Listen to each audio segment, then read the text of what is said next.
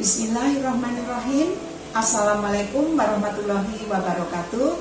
Bertemu lagi dengan Umi Nini Dawat. Alhamdulillah hari ini kita semuanya dalam keadaan sehat walafiat dalam Sirah Nabawiyah, pembacaan kisah Rasulullah bagian yang ke-85. Selalu Umi Nini mendoakan semua pemirsa Sirah Nabawiyah, sahabat-sahabat semua dimanapun kalian berada, selalu dalam lindungan dan kasih sayang Allah. Di bulan Sya'ban ini sebentar lagi akan mendekati bulan Ramadan. Umi Nini doakan semuanya sahabat-sahabat muslim panjang umur yang berkah manfaat, sehat afiat, jasmani rohani, rezekinya juga berkah, agar di bulan Ramadan bisa menjalankan ibadah di bulan suci Ramadan yang berkah itu dengan maksimal sehingga diterima Allah yang pahalanya dilipat gandakan. Amin ya robbal alamin. Alhamdulillahirabbil alamin. Wassalatu wassalamu ala asrofil anbiya'i wal mursalin wa ala alihi washabihi ajmain. Asyhadu alla ilaha illallah wa asyhadu anna Muhammad asyhadu alla ilaha illallah wahdahu la syarikalah wa asyhadu anna Muhammadan abduhu wa rasuluh. Kita mulai.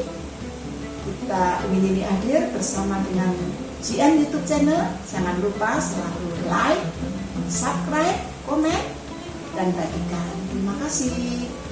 Dan masih dalam COVID pandemi 19, semua sudah pada vaksin. Tetap ikuti protokol kesehatan yang dianjurkan oleh pemerintah, yaitu 5M. Setiap keluar rumah memakai masker, mencuci tangan dengan sabun, menjaga jarak, menjauhi kerumunan atau menghindari kerumunan, dan mengurangi mobilitas, ditambah olahraga dan makan yang cukup gizi supaya sehat. Oke, kita mulai. Allahumma sholli ala sayyidina Muhammad wa ala ali sayyidina Muhammad. Bab 85 yaitu lanjutan dari 84 bahwa Umair masuk ke masjid dibawa oleh Umar bin Khattab. Kemudian Umar bin Khattab membawa masuk Umair kepada Rasulullah SAW. Setelah melihatnya dan Umar memegang tali pedang yang berada di lehernya, Nabi Muhammad SAW berkata, "Lepaskanlah wahai Umar dan mendekatlah hai Umair." Umar kemudian mendekat dan berkata, "Selamat pagi." Nabi Muhammad SAW menjawab, "Allah telah memuliakan kami dengan suatu penghormatan yang lebih baik dari penghormatanmu, hai Umair." Umair yaitu dengan salam penghormatan penduduk surga. Beliau kemudian bertanya, "Hai Umair, ada keperluan apa kamu datang kemari?" Umair menjawab, "Aku datang karena anakku menjadi tawananmu. Lakukanlah dia secara baik." Nabi Muhammad SAW bertanya, "Lalu untuk apa pedang yang ada di lehermu itu?" Umair menjawab, "Semoga Allah memperburuk pedang tersebut. Apakah pedang ini berguna bagi kami?" Nabi Muhammad SAW berkata, "Berkatalah secara jujur, kamu datang dalam rangka apa?" Umair menjawab, "Aku tidaklah datang kecuali untuk keperluan tersebut." Nabi Muhammad SAW berkata, "Tidak, kamu dengan Safwan bin Umayyah telah duduk di sebuah batu dan kalian telah menyebut tentang para korban perang Badar dari kaum Quraisy.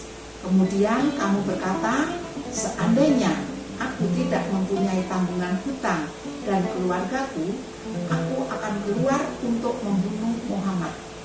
Kemudian Safwan menanggung hutang dan menjamin keluargamu dengan syarat kamu membunuhku. Allah pasti menghalangi rencanamu itu." Umair berkata, "Saya bersaksi bahwa engkau adalah Rasulullah, wahai Rasulullah. Sebelumnya aku mendustakan berita-berita langit yang kau bawa pada kami dan wahyu yang diturunkan kepadamu.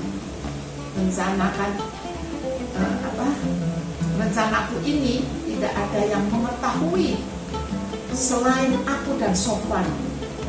Demi Allah, aku mengetahui tidak ada yang memberitahukan padamu kecuali Allah. Segala puji bagi Allah yang telah menunjukkan aku kepada Islam dan membawa aku ke tempat ini, kemudian mengucapkan syahadat secara benar. Alhamdulillahirabbil alamin. Semua adalah pertolongan Allah SWT, karena Allah selalu melindungi Nabi Muhammad SAW. Berhari ini membacanya ya. Rasulullah SAW lalu berkata, ajarilah saudara kalian ini tentang agama, ajarkanlah Al-Quran kepadanya, dan bebaskanlah tawanannya. Adapun Sofwan mengatakan, bergembiralah dengan suatu peristiwa yang datang kepada kalian sekarang. Ada hari-hari yang akan melupakan kalian dari peristiwa Badar.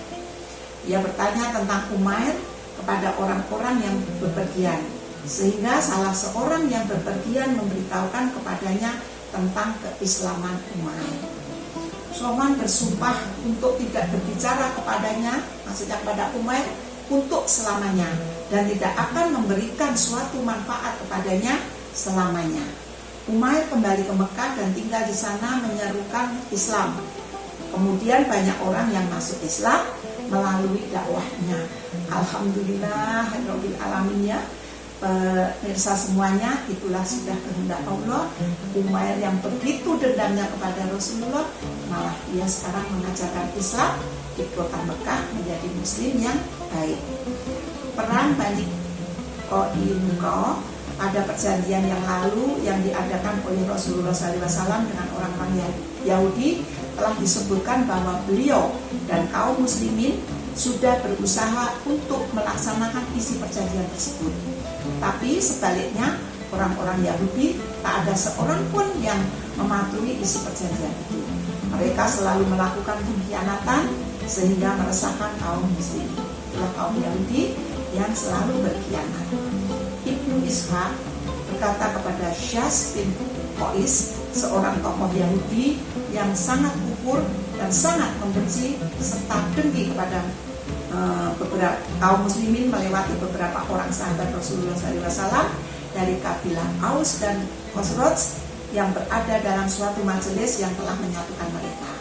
Mereka sedang berbincang-bincang di dalam majelis tersebut, melihat persatuan dan hubungan baik sesama mereka di atas dasar Islam telah membangkitkan kemarahan Syas bin Qais. Dia berkata ke dalam hatinya, para tokoh telah bersatu di negeri ini. Demi Allah, saya tidak akan bersama mereka apabila para tokoh mereka bersatu di negeri ini karena suatu ketetapan.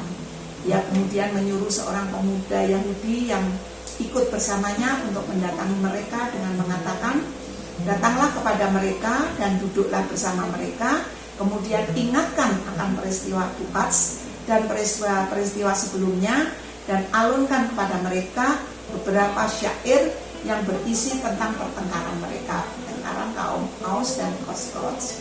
Pemuda Yahudi pun melakukannya, maka kaum muslimin ketika itu menjadi bertengkar sampai dua orang dari dua kabilah itu melompat ke atas suatu kendaraan, lalu terjadi perang mulut.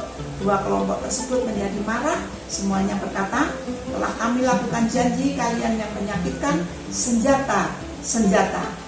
Mereka lalu keluar mendatangi lawannya dan hampir terjadi peperangan. Peristiwa tersebut sampai kepada Rasulullah SAW, lalu beliau bersama para sahabatnya mendatangi mereka yang seraya mengatakan, wahai kaum muslimin, ingat Allah. Apakah kalian menyerahkan seruan jahiliyah sementara aku masih di tengah-tengah kalian? Setelah Allah menunjukkan kalian kepada Islam dan memuliakan kalian dengannya, memutuskan kalian dari perkara jahiliyah, menyelamatkan kalian dari kekufuran, dan menyatukan hati kalian. Mendengar itu, akhirnya kaum muslimin pun sadar bahwa apa yang terjadi itu merupakan tipu daya setan dan musuh mereka. Itulah yang wajib kita ketahui. Janganlah kita mudah diprovokasi, janganlah kita mudah diadu domba.